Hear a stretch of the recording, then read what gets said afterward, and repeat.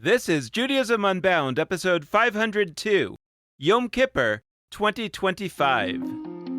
Welcome back, everyone. I'm Dan Liebenson. And I'm Lex Rothberg. And first and foremost, we want to wish you a Shana Tova, a good year.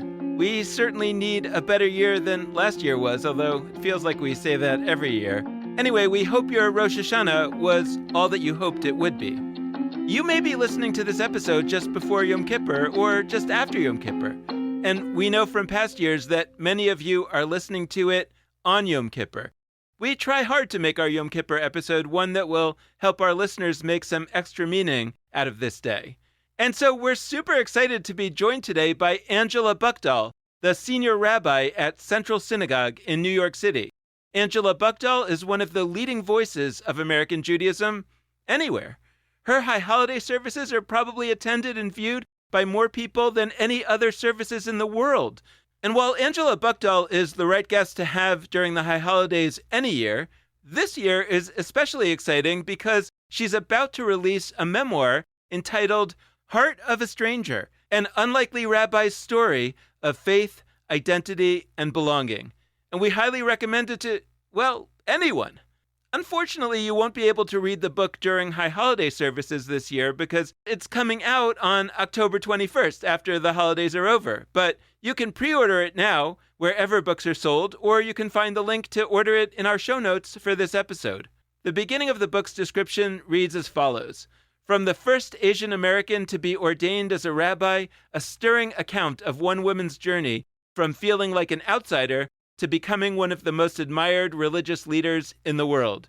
So, a few more words of introduction about our guest today. Angela Buchdahl has served as the senior rabbi of Central Synagogue in New York City since 2014 and is the first woman to lead the congregation in its 180-year history. She first joined Central Synagogue as senior cantor in 2006. Angela Buchdahl was invested as a cantor in 1999 and ordained as a rabbi in 2001 by the Hebrew Union College Jewish Institute of Religion in New York, where she was a Wexner Graduate Fellow. She earned a Bachelor of Arts degree in Religious Studies from Yale University in 1994. Angela Buchdahl was born in Korea to a Jewish American father and a Korean Buddhist mother. She is the first Asian American to be ordained as a cantor or rabbi in North America. Before coming to Central Synagogue, Angela Buchdahl served as associate rabbi and cantor at Westchester Reform Temple in Scarsdale, New York. Angela Buchdahl has been featured in dozens of news outlets, including The Today Show, NPR, PBS, and she was listed as one of Newsweek magazine's 50 most influential rabbis in America. She serves on the boards of the American Jewish Committee, the Asia Society, the New York Board of Rabbis, and the Yale University President's Council. So, Angela Buchdahl, welcome to Judaism Unbound. It's so great to have you. Thank you. I'm honored to be here. Well, we're really excited to have you now because this episode has, for the last few years, the episode that comes out right around Yom Kippur has been our most listened to episode of the year. And in fact, the most listeners that we ever get on a day is Yom Kippur, which we think of as so interesting. It's not something that we tried to engineer. It just seems that it's a day when a lot of people are wanting to do something Jewish or thinking about what Jewish thing could they do. And maybe you would prefer that they go to synagogue, but some of them are listening to a Jewish podcast. So it's a great meeting of the two to have you here with us today. It's my biggest audience, too. So Yom Kippur. People do want to connect, and I'm actually happy that there are multiple gateways for people to connect Jewishly. I wanted to start really by anchoring this in the fact that you have just written a memoir.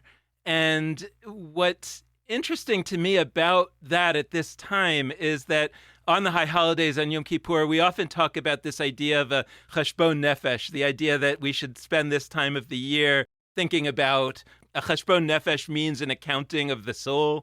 And it's not often that you actually talk with a rabbi who actually has spent the last year or two doing a cheshbon nefesh in probably the most extreme possible way. And I wanted to start just by asking you, as you entered this high holiday season, how are you entering it differently having done that work? Well, I'll be honest and say it was more like a 4-year project than a 1 or 2 year project because my day job, it's pretty comprehensive. I am grateful that our tradition invites a regular practice of self-reflection and accounting. So this is not an absolutely new process. That being said, the exercise of writing a memoir, of trying to actually think about the pivotal episodes in your life and people in your life and what has sort of shaped you. And ultimately, it's an exercise in meaning making, which is what our tradition's trying to do also. So you take these moments that when you're in them, they feel like suffering or pain, or perhaps they're the joyful, happy moments, but you don't really understand their significance until you have a little bit of distance. And I'll admit that in some ways there's something a little funny about being in midlife and writing a memoir, because I hope I have another whole half of my life to live. But there was something about capturing this moment in time. I'm in my 20th year at Central Synagogue. I'm in my 25th year as a rabbi. It's a midway point, and I think that this felt like a moment where I could offer something of what I've learned in this first half of my adult life, I guess. So I guess as Yom Kippur is coming up, or maybe people are actually listening to this on Yom Kippur, having done that, are there some ideas, some things that we ought to be doing on Yom Kippur that you feel like this process has given you a new intensity about, that maybe you could share with some of the listeners and offer those for those of us who haven't written a memoir over the last 4 years? That's a great question. I think the process of looking back on my life made me feel even more gratitude for the many, many people on whose shoulders I stand. And some of them are people that I've known along the way, people like my mother and my father and some, mentors I've had. But there are also a whole slew of, let's just say, like, women I don't know who paved a path that enabled me to be where I was. I think that I had a kind of hubris when I was younger. I remember thinking to myself, the feminist movement, it's done its work. Why do we even need a women's center anymore? Because I somehow felt like that work was finished. I look back now with embarrassment at my naive 18-year-old self. And I think about how I took all that for granted because so many women had kind of either smashed those ceilings for me before, or who had fought the fight so that I could do that. And I understood as I got older how many more there were still left to do. And that was a piece of it, is just recognizing the vast village to whom I owed where I was in my life. There's that. And then the subsequent gratitude that comes along with that. And also the ways that I could ask for some forgiveness, ways that I very easily dismissed how my parents might feel about my moving across the country and never coming back home. And now that I have children who even contemplate the possibility of not being in New York, I think to myself, wow, my parents were so generous and so gracious. And maybe I could have given them a little bit more thought when I was 20 years old. And so there's a lot of perspective that comes with a little bit of hindsight. It makes me want to go back to some of the important people in my life and both offer gratitude and maybe a little forgiveness. So I'd love to get a little bit into your book, Heart of a Stranger. And to start, you mentioned this in your book, and I smiled a little because I was there for this moment, but you lit Hanukkah candles at the White House in 2014 when Barack Obama was president. And I bring that up, A, because it's cool, and B, because it relates to, I think, something important that was a takeaway of mine from your book. So you lit Hanukkah candles at the Hanukkah party. And I remember turning to my wife, Valerie, and saying some version of, it feels right to me that somebody, and I was familiar a little bit, not like I am now because I didn't read your memoir yet, but I had known some of the ways in which, due to you being a woman, due to racial identities, that you had been othered in Jewish spaces, been familiar with some of the ways you've spoken about that. And I remember turning to Valerie and saying, it feels right to me that the person lighting candles tonight is somebody who has had their Jewishness, has had their identity othered. It is important that we have folks for whom that's the case at the front of the room, and not just folks who fit stereotypes, wrong stereotypes of what Jewish leadership is. And so the theme of your book, there's many themes of your book. One theme of your book relates to that notion of feeling a stranger. and being a stranger, and I think some of the magic that can emerge from being a stranger and maybe becoming a little less of a stranger. So can you take us into that side? There's lots on the heart word too, but what is it to be a stranger, and how does that make its way into the themes of your book? Yeah. Well, I let people in a little on the secret, which is when I was first asked if I would do that blessing, I actually turned it down. And I think because I felt so othered and sometimes tokenized as the Asian female rabbi, that when I was asked, I remember saying to my husband, I'm only being asked because I'm like a female Asian rabbi. And so it just feels wrong for me to say, yes, I don't want to participate in that. And my husband was like, are you nuts? Like, that's exactly why you have to say yes. And so he was right. And I, of course, as you saw, I went. And in some ways, I think it was not only right, and I appreciate what you said, and wonderful to be able to be there representing many people in the Jewish community who maybe at different times have felt on the outside or marginalized. But I was doing it for our first African-American president, right? So it wasn't lost on me that this was like a moment where I think this is not just the Jewish story, feeling like you're the stranger. This is actually a very human story. And depending on where people draw the lines or build the walls and decide who's in and who's out, there is not a person I know who hasn't felt like they're the stranger in these days. Growing up in the Jewish community, I felt a lot like I was the oddity and I was the only one who felt this way. But when I started to actually talk to other Jews, I realized they had their own stories of why, with their multiple identities or where they came from or the theology that they were struggling with or their practices, that they also sometimes felt that way. And actually, the more I understand the human story, right now we're living in a time where people across the ideological spectrum feel othered, where people of different minority races feel like they're marginalized. There are different reasons. And instead of just sort of pointing and saying, how can you feel that way? Maybe that actually is that feeling of knowing what it's like to be the stranger is the beginning point for our humanity and for our empathy for each other. And that is deeply built into the Jewish story from the very start. Yeah, I think that's so well put. And I wanted to ask about another piece of your book. I mean, so much of it is your relationship with loved ones, with family. And one particular piece of it that on this front of being a stranger, of journeying on the one hand to become less of a stranger, but also to sort of embrace the experience of being a little bit different from one's surroundings. You talk about your parents a great deal.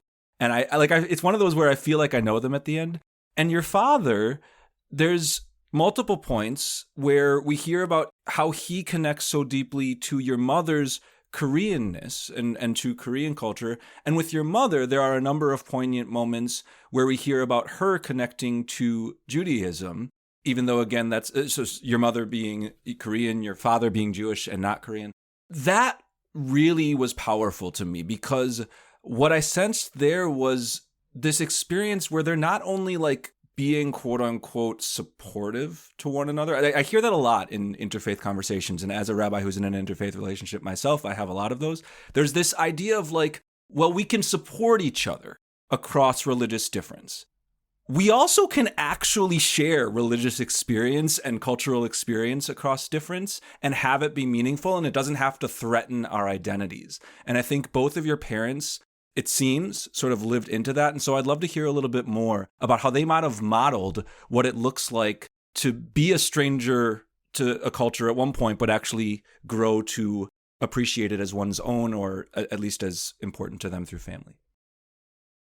I think that love and loving someone and creating a family with them, which is what people kind of commit to when they kind of enter into a long-term relationship with someone, doesn't mean that you lose your own identity, but it does mean that you are committing to some kind of shared experience. So I think my mom never stopped being this Korean Buddhist woman, and my father never stopped being an Ashkenazi Jewish American man, but they created a family that was not like, that's your part and that's my part. They created a family that was a Jewish Korean family, and they were both part of that entirety. And then my sister and I were also. So we were, a Jewish Korean family. And my mother Her Buddhism, while it wasn't religiously practiced, there's no question that her Buddhism kind of was deeply a part of the way she just saw the world and expressed herself. And so that seeped into the way that I saw my Judaism, or certainly the way I saw my spirituality and the world around me, and sort of the sense of the animation of spirit in all things. And now, of course, there are strains of that within Judaism, and I gravitated toward that. But there's no question that that impacted it. So I think, I was grateful that they both contributed and they influenced each other. I think that when you care about each other and spend a lot of time together, you don't become the same, but your thinking definitely impacts another person. And so I was always grateful that my father, he became a little Korean. And I don't mean just he learned the language and ate the food. I think that, in the same way that you become of a place to a certain extent, like he really respected and loved and celebrated Korean values. And my mother did the same. And in some small ways, I know they influenced around the edges of what those things meant for them, even at the core. Well, along similar lines, like I'm thinking about the scene that Lex was talking about when you led the Hanukkah candle lighting at the White House. And in a sense, like you jumped to the idea, well, you were there because you're the first Asian American woman rabbi, and he was the first Black president, and that all makes sense. But there's another way of thinking about it. You're the rabbi of arguably the biggest, most powerful synagogue in America. And that's the reason why you're invited to the White House to lead the Hanukkah candle lighting. I mean, I don't know, right? And it's probably the first one, but it's also the second one. And I'm curious about how you put those two pieces together in your own sense of yourself and in your own sense of your mission, because I don't quite know, but it feels a little bit like the story of your parents, right? It feels a little bit about this like possibility that the two can actually create something entirely new in a way that is actually quite exciting. And I'm wondering how you've thought about that, how you think about that. Oh, that's a great question. I actually don't know that I've thought about it, but I just want to name that when I was asked to light at the White House, I was only about 3 months into my being senior rabbi of Central. And maybe this is just sort of that stereotypical like imposter syndrome. I couldn't believe I was the rabbi of Central Synagogue to a certain extent. And there was a certain way that I didn't fully own what that meant. And, I'll just share that this book is formatted with narrative chapters, but each narrative chapter has a little Devar Torah, a little word of Torah that's centered around a Hebrew word. And this chapter in which I talk about the White House is under the term of humility. And I really mean like humility in the Musar, which is the Jewish spiritual practice arm, in which humility is about taking up your appropriate space, not just sort of self-abasement. I was still kind of in a little bit of the self-abasement state where I was like, who am I to do this? And then I realized that that's actually not healthy. Who are you? You are now the rabbi of Central Synagogue. You should say yes to this. So I would say, and this is connected to the question that Lex asked me about being a stranger, in many ways, my understanding what it was like to be on the outside, while that was not always easy, it became in some ways my superpower, because it was my point of connection with people who, for different reasons, I was sensitive to the things they were sensitive to, or that maybe people hadn't noticed before. And so I do think that, yes, it still surprises me that they selected me to be the rabbi of this place. But I do think that part of it is that knowing what it was like to feel like on the outside, but also knowing how to create a sense of belonging and home and community along the way, which of course I was able to do and people helped me do. Otherwise, I couldn't have gotten into this work and stayed in it for so long. I was much more sensitive and aware of those things that make people feel belonging and home than I might have been if I kind of always felt like I was on the inside. So I think that that's right, that helped. And something very interesting happened as I became the rabbi of Central Synagogue, which is a historic institution in Jewish life. And that is that once, this is a weird thing around identity politics and racial politics and politics of power, but I am obviously Korean by birth and heritage and on my face, all of it. And also in so many ways that I walk through the world. But interestingly, when I am in spaces with Jews of color, because I run Central Synagogue, I've kind of in some ways become the man. And what that means is that I don't carry the same status of, obviously I remain a Jew of color, but it's interesting how in those spaces my identity becomes fuzzy. And I remember that There was an incident where many, many Jews of color women were invited for a particular event. And I won't go into all the details, but I was left off that list and people said, how are you not invited to this thing that's about women who are Jews of color? If there is a sense that someone has taken on a position of power, instead of saying, oh, wonderful, she's paving the way for us and giving us this, instead now you no longer get to be in the marginalized space. I think that's unfortunately problematic for us, those of us who are trying to actually lift everybody up with us as we go. I feel constantly privileged by what this position has enabled me to do. And it is to lift up different voices. I mean, I think some of the things that I'm most proud of that I think that Central has done in the last 12 years. I mean, we now have, I think, the largest conversion program or Center for Exploring Judaism of any synagogue, with this year over 300 students. Yeah, that's like an entire synagogue for most other synagogues. It is. It's not just that it's opening, like literally throwing open the doors in a very profound way, but it also is that once a year we invite everyone who's converted onto our bima and give them the highest place of honor. And, you know, our bima is filled with people who've joined the Jewish people from every age, every race, from different faith traditions to none, and now all are part of the Jewish people. To see that, I could say right there, if that was my legacy that Central's now doing this, that would be enough. You know, we've grown through the leadership of Rabbi Hilly Haber, who does our social justice work, unbelievable work about people who were returning from being formerly incarcerated and integrating into society and enacting the act of teshuvah for some of the people who are absolutely the most marginalized within our communities. And a Jew of color group and an LGBT group, spaces that people can then feel strengthened to be part of the larger whole, because we don't want people to just be in their silos, but they get that strength from also having the group from which they can be totally open and share some experiences. I think as a woman helming a large synagogue like this was not a fight that I went after, but it came to me, and which was addressing sexual predatory practices of a rabbi from long ago. And it was something that bubbled up more than 25 years ago and was basically kind of not dealt with in the most transparent way, is what I would say, when it came up 25 years ago. And when it came up to me again, maybe because I am a woman and I have experienced my own, you know, the things that women have experienced in the world, I knew that I could not just brush past this, even though it was decades old, but it actually pushed the rabbinic arm and the URJ to do their own investigative practices on many, many of these harms that had happened over decades that also hadn't been fully brought to the surface. So I do think that being a woman, being a Jew of color, being someone who had a non-Jewish mother, all of these things, being a person who's felt on the outside, meant that these were some of the things that I have championed at Central that have really changed the face of our community. Yeah.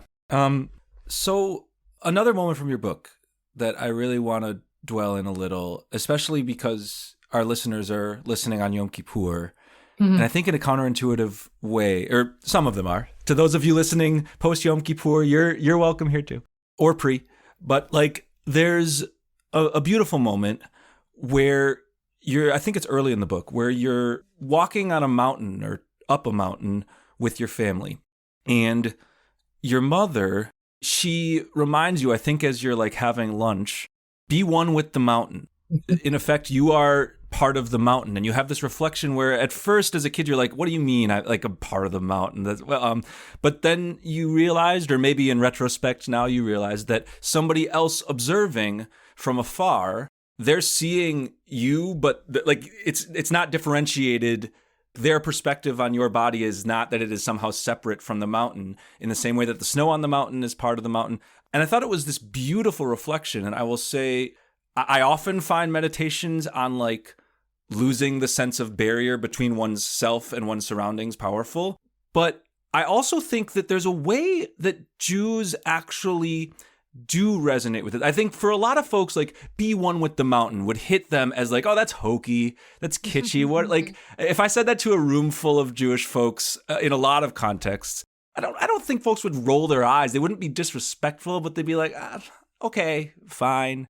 But when I think about Yom Kippur, and I think about all the moments of we language, of the suffix in Hebrew nu, which makes something plural, it makes something the whole community and not just one as an individual. I do think that a lot of people on the high holidays especially, but anytime they're in the room at all, or they're in wherever they are, if it's a room, if it's outdoors, whatever, they're there because they're trying to sort of lose a sense only of self and glom on to something that is bigger, that is a we, that is a community, that has that new suffix. And in a sense, that's be one with the mountain. The mountain is just not a mountain. It's like a group of people where you're not yourself. You're part of the group more than you are an independent agent. I mean, you still have your own identity, but you're part of this. So I guess I'm wondering if we can hear a little more about that sense of being part of the rest of the world, being part of the mountain, being part, because many people might read that says, oh, that's beautiful influences of a side of your family that was not anchored in Jewish practice. But I actually think we can find hints of that in Judaism as well. Absolutely. So the mountain chapter is actually the first chapter in the book. And I wanted to start with that because, well, the whole book is so Jewish. And obviously I was raised as a Jew my whole life. I'm a rabbi and I'm doing Jewish teachings in every text. But I wanted to find some way to express the way that my mother's Buddhism was a part of my life. And she did not have, especially growing up, later on, a Buddhist temple was built in Tacoma. But when I was growing up, there was no Buddhist temple. So how did my mom express her Buddhism to me? In many ways, it was the trip to the mountain was emblematic of how my mother did this. She, first of all, took us to a place of beauty and awe. Like it wouldn't have worked as well if she had said, let's go down into this alleyway, and I will make you some nice food to eat. We were on a mountain. So already awe inspires a sense of, for all of us, it's just human. Awe in nature in particular reminds us that we are part of something bigger and helps dissolve some of the ego boundaries that we have. She was using language that comes from kind of her amalgamated Korean spiritual practice, which is both sort of shamanistic and animistic and Confucian and Buddhist, all of those things. And so it was all in there. But what is the central tenet, the kind of watchword of our faith? But Shema Yisrael, that God is one. So part of what I want to express is that there is this underlying language helping us connect to something that is far bigger and greater than ourselves. And that's part of what I'm trying to help us understand. And I think that religious ritual operates to instill that sense of interconnectedness and awe and wonder, and maybe even a little yirah, which is the Hebrew word for awe, which also means fear. So of course, Yom Kippur has a lot of yirah, which is both fear and awe. And some of that like awesome fear that's a little bit trembly, like when we hear who by fire, who by water, and we're reminded of our mortality. So I think that what happens in Yom Kippur, at least in a community like mine, which is a large group that gathers in kind of this mass number that you almost never get to see and then sings together with beautiful music and harmony, you cannot help but recognize that you are part of this greater whole. And, studies on singing together are just trying to get the science behind what religion knew a long time ago, which is once you start singing together, you feel connected. You start breathing together. You start actually feeling that you actually would be more selfless for the person next to you. These are the things that science is only catching up with that our ancestors knew long ago. So to gather together in large part and to sing together and to beat our chests in time together and to synchronize our movements, and then to use the we language of we are in this together. We have sinned together. We are reminding each other of this in such a deep way on a holiday like Yom Kippur. And in some ways, it is not different than my mother saying, you are a part of this mountain. You are part of all of it. What you do matters. It impacts this, and it is impacting you. The air you are breathing is the air that is feeding that tree. That is also, and the tree is feeding back to you with more oxygen, and it's all interconnected. So I think that I described myself at one point as like a spiritual mutt because I definitely use spiritual principles that come both from my mother's side, but it is translated in Jewish language. And I think that our tradition holds multiplicity between sort of Jewish mysticism and Jewish musar, which is spiritual practice, and Hasidism, which embraces sort of joy and emotional reflection. So all of this are different dimensions of the Jewish experience that we can all mine. But so much of it is trying to direct us back to this basic principle, Hashem Echad. God is one. Yeah. So I think you're opening up something really powerful and also something potentially challenging. Again, I'm thinking about the context where today, if it's Yom Kippur for many of our listeners, or shortly before or shortly after, many of our folks are not in a space collectively beating chests together, vibrating voices together. It may be because they're not near a space that has that for Yom Kippur. It might be because they don't feel aligned with local spaces that are around. But I bring that up not to challenge what you said. I think it's totally, totally right. And it's why I feel called to communities that sing together, Jewish and otherwise. But I wanted to open up because Central Synagogue and you are really conscious of this. I mean, so much of what you've done has been a model to others about how to create worship spaces, service spaces that are able to transcend geography, I'm going to say. They're able to transcend time zone. They're able to reach people all around the world. I will share with you that both of my parents are not together, so they've done this separately. They've each, at different points, tuned into your high holiday services. My dad actually does this thing where he hops across the country and tries to time it to get sermons because he's a nerd and a professor. And so he starts on the East Coast and then he migrates over the course of the day. My mom has specifically gone to yours on a couple of occasions. And I think that you can actually still feel part of a broader whole, still feel part of something bigger, even, and sometimes especially, but even when you are connecting digitally. Obviously, our organization believes in that. But can you talk to us a little bit about what that might look like, especially because Rosh Hashanah and Yom Kippur, I mean, I don't know the precise numbers, but it's thousands of people that are specifically just with your organization. And then if we add in all the others that are connecting to Judaism to one another through digital platforms.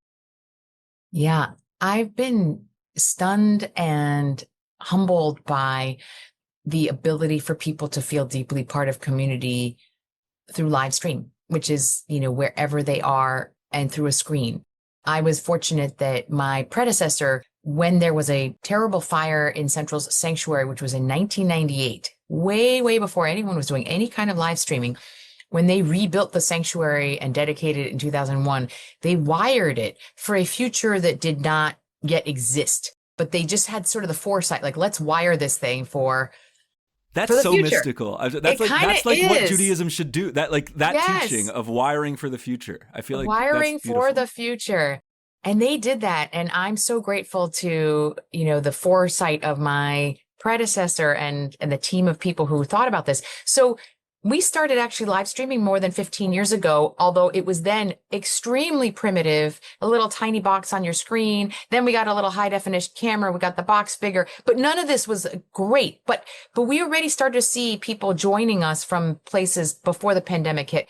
I wasn't convinced that we were creating community, though, until the pandemic hit. And then everyone was forced to only be watching from their screens. And when we were in the middle of the pandemic lockdown and our first high holidays that way, and we sang and broadcast from an empty sanctuary out into the world. But what you realize is actually awe can come not just from hearing other people and vibrating in the room. Awe is about actually kind of experiencing the wonder of kind of a vastness that is beyond your capacity to understand.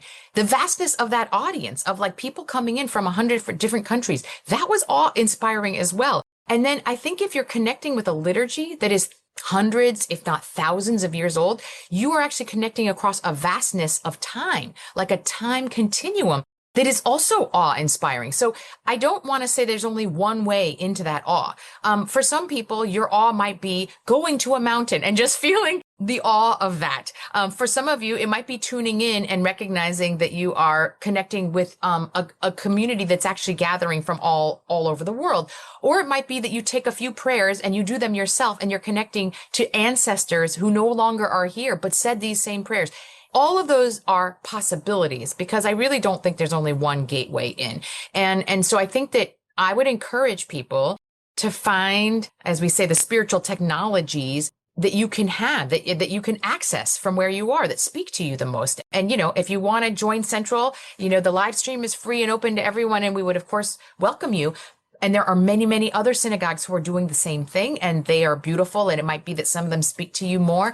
And it might be that it's better for you to go out and look at the ocean. But whatever it is, I encourage you to take the time for some of the self-reflection, some of the connection, some of the soul enlargement that this holiday encourages us to do. So I want to build on that a little bit and ask you a little bit about wiring for the future now, also maybe the present.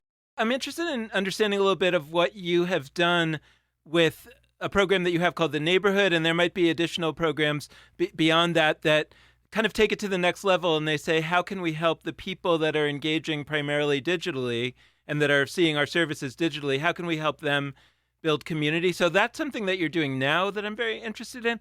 And I'm also interested in maybe that wiring for the future part. Like, one of the things that I feel is happening and is only going to accelerate is that today everybody who wants to can hear Central Synagogue's beautiful music, can hear Angela Buchdahl's wonderful sermons. And it just strikes me that there's a possibility, one possibility is of a new way of imagining the relationship between Jewish community and synagogues. So, for example, I could imagine that, let's say in Tacoma, Washington, where you're from, there's probably a lot of Angela Buchdahl fans that would love to be members of a community led by Angela Buchdahl. And like now they have that opportunity because they could tune into your sermons and your prayers, and then they could do something in person together in Tacoma that maybe they would discuss your sermon, or maybe they would also sing other songs, but they would sort of feel part of it. And that's nothing, I'm sure there's wonderful rabbis in Tacoma. Maybe they would have people in New York that would prefer their services. And so you can imagine a world where digital possibilities that we're only starting to sense could potentially lead to an entirely new way of organizing Jewish community. And I guess I'm wondering whether the mainstream Jewish organizations, I mean, like Central Synagogue being a very old, established one, should kind of resist that and say, hey, we should keep it the way it's been, or if there's a way for those institutions to kind of steer into the skid and say, hey, maybe we could be part of the reimagination of what Jewish life could look like in the future, not so that we could become more prominent, but so that more Jews could participate, right? And that to me is the calling. It feels to me like anything that would lead more Jews to have this, and maybe not only Jews, to have this stuff. Like if Judaism is valuable, if it's medicine that people need, then shouldn't everybody be able to get it who could benefit from it? And just because they happen to live in a city that maybe doesn't have a synagogue, why can't we imagine a world where they could actually be not only have some kind of synagogue, they could have the best synagogue. They could have Angela Buchdahl, and then they could have, a different kind of community locally. So I'm just wondering if you are thinking about or how you're thinking about even those kinds of possibilities. Of course. I am deep to my bones a Reform Jew. And what I mean by that is not just that Reform Judaism opened its doors to outreach in the 70s when many other places were closing doors. So like I wouldn't be here. My family wouldn't have joined the Jewish community if it hadn't been open and welcoming and all those things. But what I really mean by that is very simply that it is reforming Judaism constantly. This is an active verb. It's not reformed. Reform Judaism for every generation, for every crisis, for every opportunity that comes along. And so I am grateful that, and this is the culture that I inherited at Central, even though it might come across as a staid, historic, institution, the culture that I will credit my predecessor with was his motto was, if it ain't broke, break it. It was not a rest on your laurels kind of thing, but always sort of searching for what is the next thing that makes this relevant, that is reaching where people need to be. This sense that you should never say this is good enough for a synagogue. This is that we are basically operating in a field where people are choosing between spending time with us or going to Lincoln Center or to Broadway or to something else. So put it at the quality level that your people expect and are getting everywhere else in their life. With that kind of an ethos, we are constantly trying to reimagine what makes Judaism relevant and how we can bring it to as many people as want it. The neighborhood is one of those imaginations of community.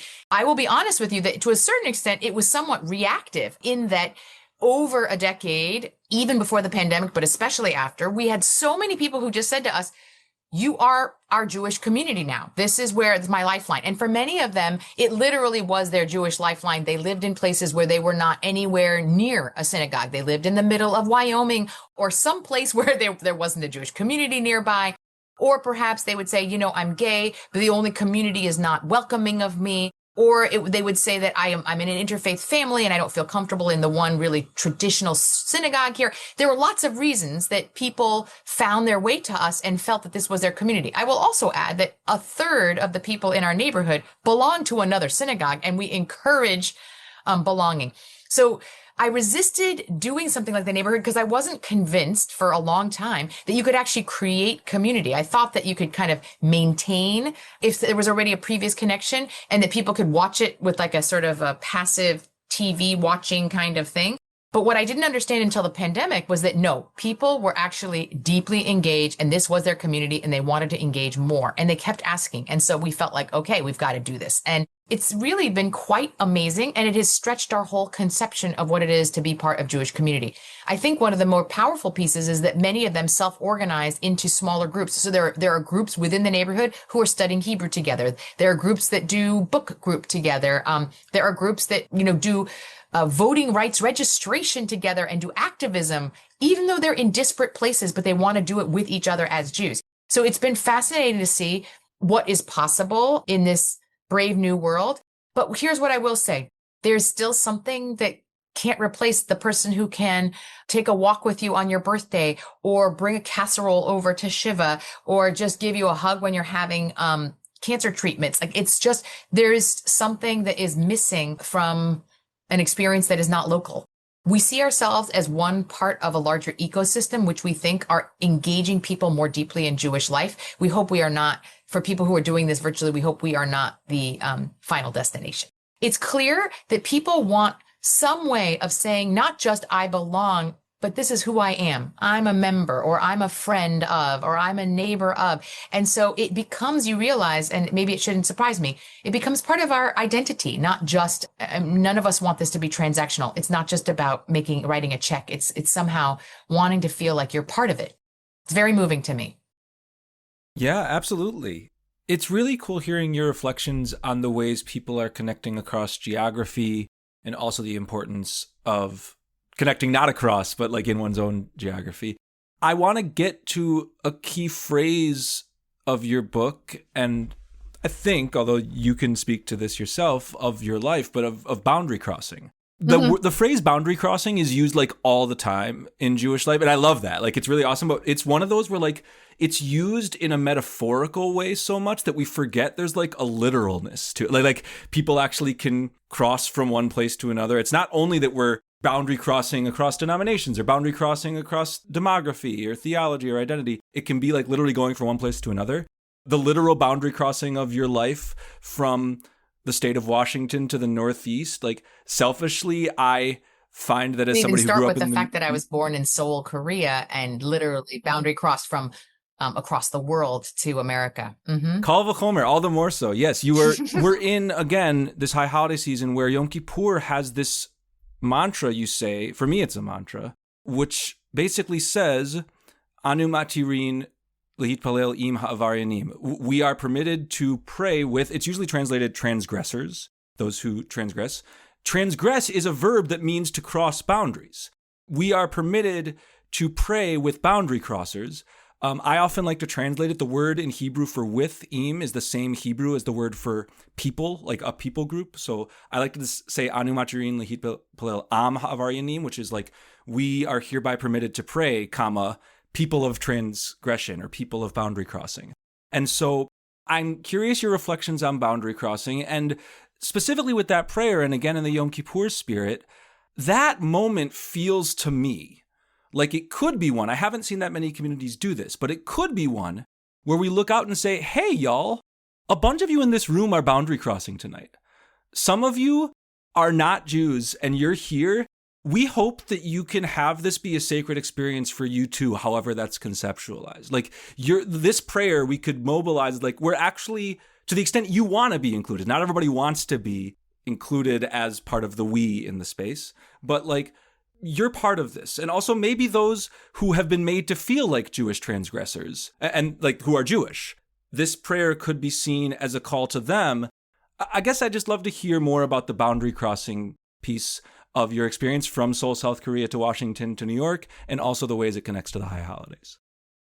Well, I want to thank you for that gorgeous teaching. That made this whole podcast worthwhile right just there for me for the holiday. I'm going to be really thinking about that. So thank you.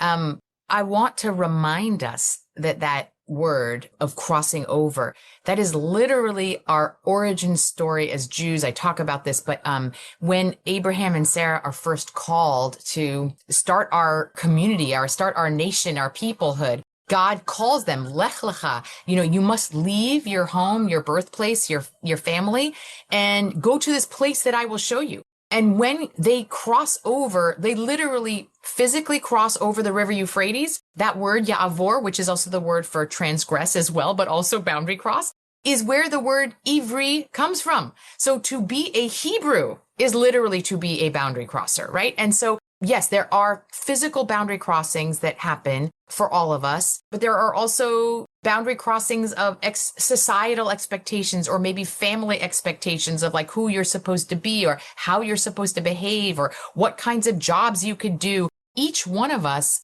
will have moments when we are called to cross over, to say, if you want to be the blessing you are supposed to be in the world, which is the guarantee that God says, you do this and you will be a blessing. There are going to be times where we were going to have to leave what is comfortable and familiar and even what feels like home and cross over. And we're going to have to go to a place which is unknown, uncertain, probably a place where we are strangers. And that is the story both of Abraham and Sarah, who cross over, create the Ivrim.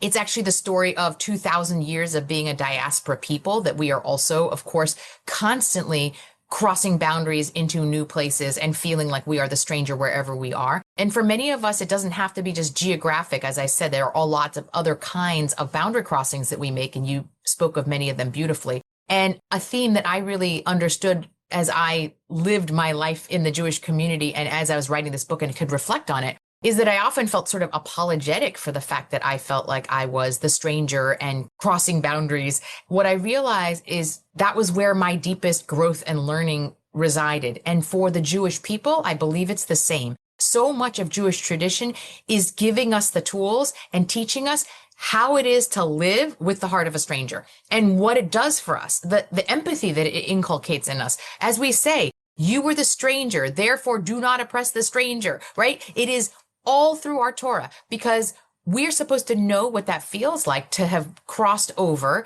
and to know what that's like. And so therefore, it actually shapes our moral compass, our resilience, our creativity, our drive, so many of the things that make us who we are. So I would invite us to actually embrace what it is to have that heart of a stranger, at the same time that we will always seek belonging and home. And ultimately, what happens to Abraham and Sarah? They leave. They're uncomfortable, they're strangers, they boundary cross, and ultimately they get to our homeland.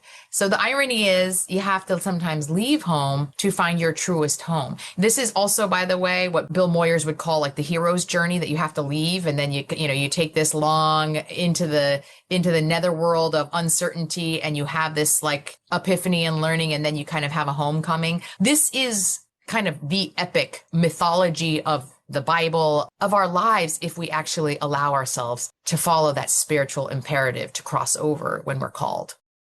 Well, now I feel like I'm competing with Lex for, trying to make a teaching that Angela Buchdahl will say is a good one. But Lex is much better at the wordplay. But I've been thinking, as you're talking about the boundary crossing and all that, there's this scene in your book that really made an impression on me, which was your own conversion experience. Or you didn't call it conversion, you call it giyur, which is the Hebrew word that is often translated as conversion for a variety of great reasons that you discuss in the book.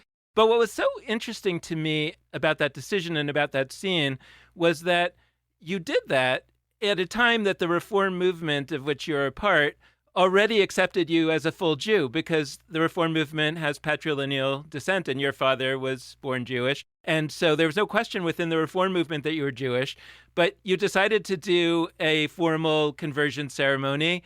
And I was waiting to read how the rabbis that were there were going to be Orthodox rabbis or something like that. And there were 3 Reform rabbis. And you say you kind of knew that it wasn't necessary, that didn't change your status in any meaningful way within the Reform movement, and it didn't change your status in any meaningful way outside the Reform movement because they don't accept Reform conversions. And you said, you did it for yourself. And I was thinking about it because we also here at Judaism Unbound, we have a pretty robust conversion program going on. And we represent no denomination. And one of the challenges has been, what if there are people who want to be accepted by the larger Jewish community? And my position has been, we have to just tell them that they won't be, that we can't offer that, right? We hope that they will be, but we can't offer that. We can't offer that guarantee. We have to be radically honest about that and to say, but if you are seeking to be an unbound Jew, then you can convert through us and we will accept you. And everybody else who converts will accept you. And most importantly, though, you will accept yourself. And I don't know to what extent that's landing, to what extent people are hoping for something else.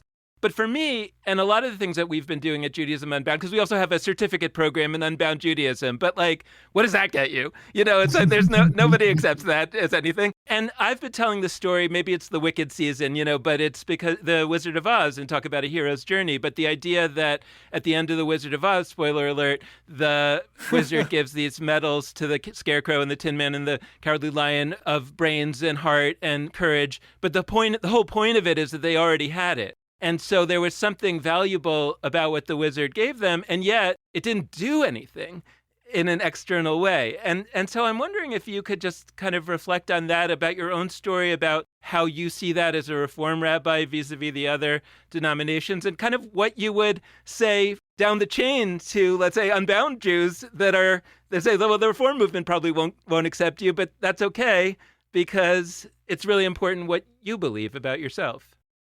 Yeah, that's a great question.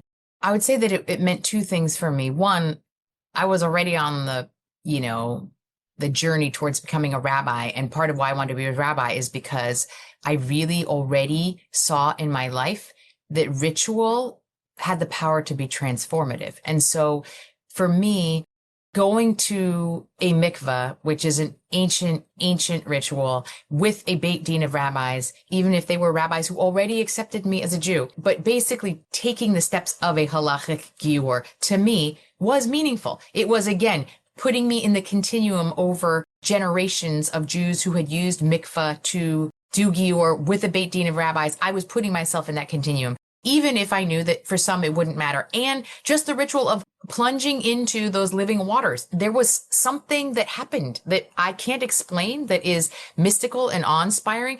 And it was both a transformative moment, but also the marking and culmination of a transformation that in some ways internally had already been happening. And so it was sort of like the exclamation point on a process that was probably 5 years in the making. And so all of that was reason to do it, even if it didn't change my status. I would say there's a difference between status, which is the way the outside world decides if you get to be in or out. And for some, my status didn't change. But there's identity, which is the way you see yourself. And I would add, it wasn't just about how I saw myself. It was how I saw myself and how I believed God saw me as well. Because there was something covenantal about dipping in the mikveh with a Beit Din of rabbis and choosing Judaism that was about my entering deeply into my covenantal relationship with God and the Jewish people. And so it wasn't just about I feel better. It was I've made this commitment and I've said this and God knows it. And so that's powerful too. So all of that meant that okay, there are still going to be swaths of the conservative and maybe a majority of the Orthodox world that will not say that that was a kosher conversion, so to speak. That's okay. And, and here's something that I only kind of figured out as I was writing this book as well, which I don't know why it took me a while to figure this out. What we always say, giur is affirmation, but of course it comes from the same word as ger, which means both a stranger and a convert. So isn't it interesting that to become a Jew is lihit gayer, to make yourself into the stranger. There is actually a word in the book of Esther that is actually to make yourself a Yehudi, And why wouldn't it be that convert to Judaism would be to make yourself into a Yehud? Like, why isn't that the word we use for conversion? Instead, to become a Jew means you're turning yourself into the perpetual stranger. That to me was profound. And I thought to myself, okay, so yes, maybe your status won't be accepted everywhere. Welcome to being a ger. Wow.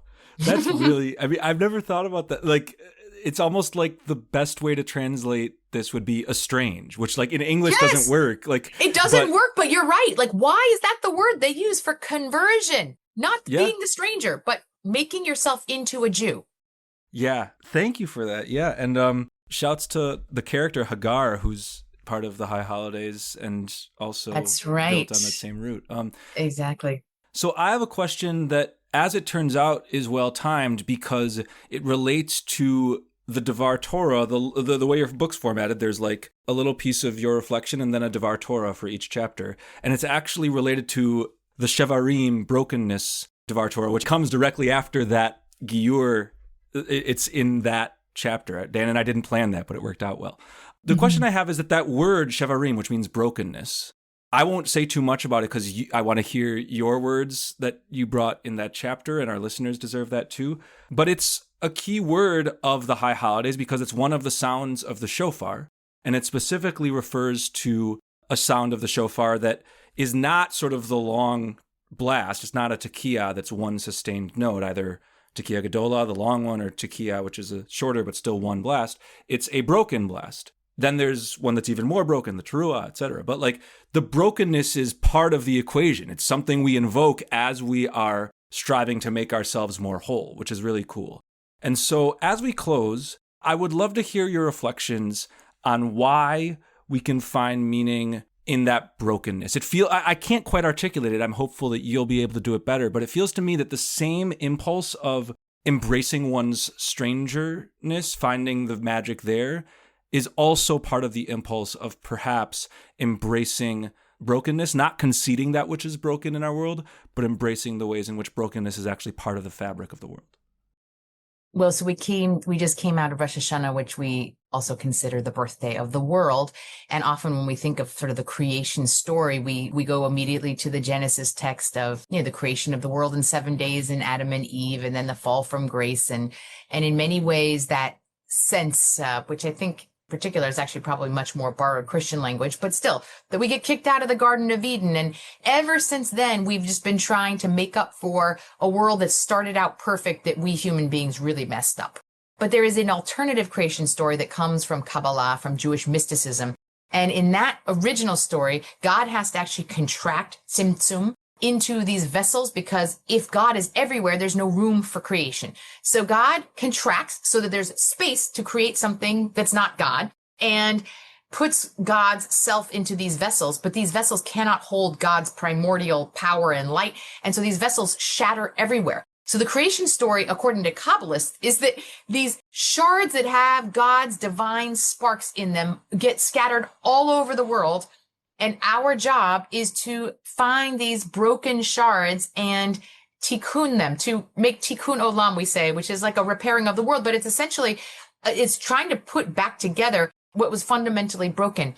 So that's a very different creation story, one that actually forces us to reckon with a world that at its start was broken and shattered, not human beings didn't do that.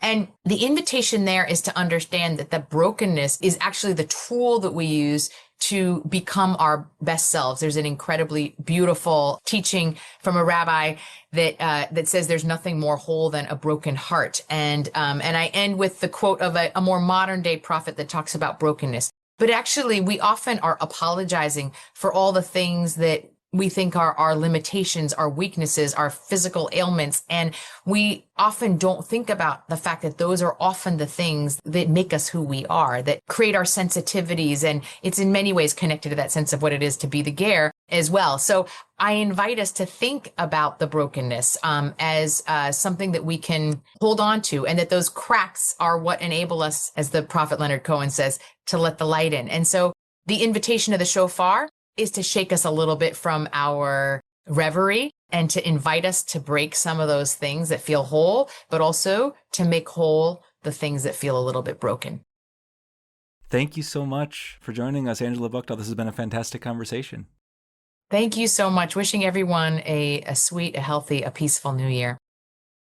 And thanks so much to all of you out there for listening. We hope you've enjoyed this episode, and we hope that you'll tune in again in the future.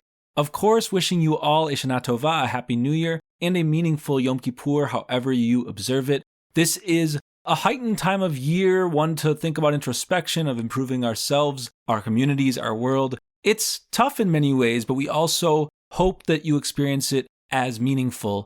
So send us your notes about how you find your way to unbound kinds of Jewish experience this high holidays, whether it was on Rosh Hashanah, whether it's on Yom Kippur, in between. We'd love to hear from you, and there are a wide variety of ways for you to be in touch with us. I'll say them in a second. Before I do, just reminding you that we have classes available for registration at judaismunbound.com/classes. We have an Intro to Judaism course, Judaism Inbound, that is starting very, very soon, in just a few days. So it's your last chance to sign up, at least your last Judaism Unbound episode that will be released before that begins. Next week, next Friday, when our episode comes out, it will have already started. So we hope that you will head to judaismunbound.com/classes right now and register if you'd like to take Judaism Inbound.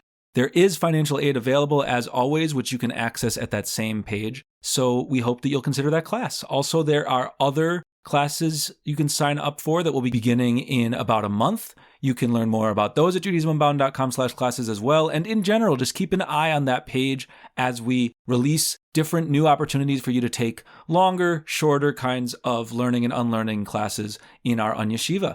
So we will now give you the different ways you can be in touch with us with unbound holiday experiences of yours, or just with questions, ideas, comments that you have to send our way. First, there's our Facebook and Instagram handles. Both of those are at Judaism Unbound. Second, there's our website, judaismunbound.com, where you can find show notes for this episode and so much more. By the way, in the show notes, you'll find links to pre-order the amazing book, Heart of a Stranger by Angela Buchdahl, so don't miss that.